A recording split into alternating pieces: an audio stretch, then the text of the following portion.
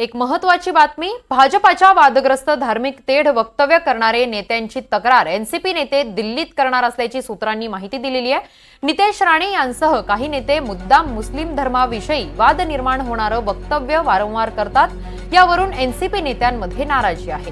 प्रफुल्ल पटेल, सुनील तटकरे थेट दिल्लीत नेत्यांसोबत याबाबत बोलणार असल्याची माहिती सूत्रांनी दिली आहे।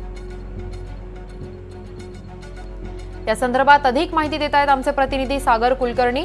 सागर, एनसीपी नेते थेट दिल्लीत नितेश राणे यांसह काही नेते जे मुस्लिम विरोधी वक्तव्य करतात त्यांची तक्रार करणार असल्याचं सूत्रांनी सांगितलंय, नेमकं काय झालंय? गेल्या काही दिवसांमध्ये मुस्लिम धर्माविषयी वारंवार वादग्रस्त विधानं नितेश राणे किंवा तत्सम भाजपातले काही नेते करतायत आणि राष्ट्रवादी काँग्रेसला नेमकी अडचण झालेली आहे की एका बाजूला महायुतीत राहायचं आणि दुसरीकडे अल्पसंख्याक समुदायाला बरोबर ठेवायचं।